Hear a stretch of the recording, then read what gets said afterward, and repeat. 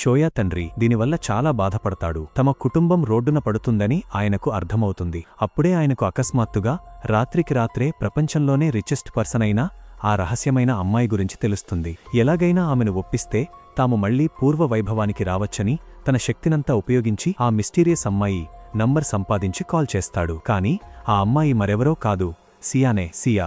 ఆ నంబర్ను చూడగానే విషయం అర్థం చేసుకుని వాయిస్ మార్చి మాట్లాడి వారి ఇంటికి వెళ్లడానికి ఒప్పుకుంటుంది. ఆ తర్వాత వాళ్లు చాలా ఘనంగా ఏర్పాట్లు చేసి ఎదురుచూస్తుంటారు. కాని తీరా చూస్తే ఎదురుగా సియా రావడంతో షాక్ అవుతారు.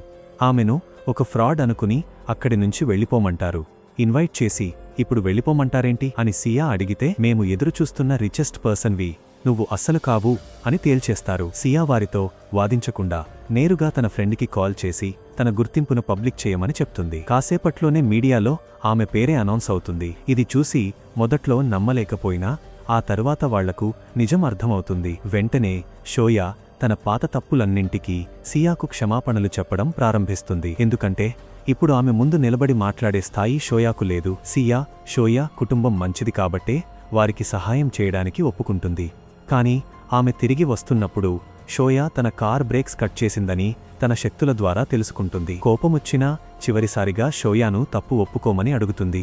నువ్వు తప్పు ఒప్పుకుంటే మీ ఫ్యామిలీకి హెల్ప్ చేస్తాను, లేదంటే నా నుంచి ఎలాంటి సాయం ఆశించకు అని సియా ఛాన్స్ ఇచ్చినా షోయా అబద్ధానికే కట్టుబడి ఉంటుంది. ఈ విషయాలన్నీ ఈమెకు ఎలా తెలుస్తున్నాయి, ఈమె దగ్గరేమైనా మ్యాజిక్ ఉందా అని మనసులో అనుకుంటుంది. వెంటనే సియా కార్ డాష్ క్యామ్ ఓపెన్ చేసి ఆ పేరెంట్స్కు వారి కూతురు ఎంత నీచమైనదో చూపిస్తుంది. ఇకపై వారికి ఎలాంటి సహాయం చేయనని చెప్పేసి అక్కడ్నుంచి వెళ్ళిపోతుంది. దీనితో షోయా పేరెంట్స్ ఆమెపై విపరీతంగా కోప్పడి తమ జీవితాన్ని నాశనం చేసినందుకు ఆమెను కొడతారు. ఆ తర్వాత సియా తన ఆఫీస్ మొత్తాన్ని రాయల్ టవర్లోకి షిఫ్ట్ చేస్తుంది. ఇప్పుడు ఆమె బెస్ట్ టీమ్ డైరెక్టర్ అవుతుంది. ఆమెతో పాటు కాయ్, జియాన్ మరియు మిస్టర్ లింగ్ కూడా కలిసి పనిచేస్తూ అందరూ సక్సెస్ అవుతారు. అప్పుడు ఆమె పాత రోజులను గుర్తు చేసుకుంటూ తను తినే బన్ తన జీవితంలో చాలా లక్కీ అని చెప్తుంది. సియా ఈ స్థాయికి చేరుకున్నప్పటికీ ఎప్పుడూ ఆ డ్రై బన్ తింటూనే ఉంటుంది. ఇంతటితో ఈ డ్రామా ఎండ్ అవుతుంది. ఈ వీడియో మీకు నచ్చిందని అనుకుంటున్నాను. మీకు గనుక ఈ ఎక్స్ప్లెనేషన్ నచ్చితే వెంటనే ఒక లైక్ కొట్టి నెక్స్ట్ ఏ డ్రామా కావాలో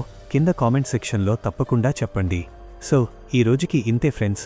మరిన్ని ఇంట్రెస్టింగ్ వీడియోస్ కోసం మన ఛానల్ని సబ్స్క్రైబ్ చేసుకుని పక్కనే ఉన్న గంట సింబల్ని ఆన్లో పెట్టుకోండి. Thanks for watching.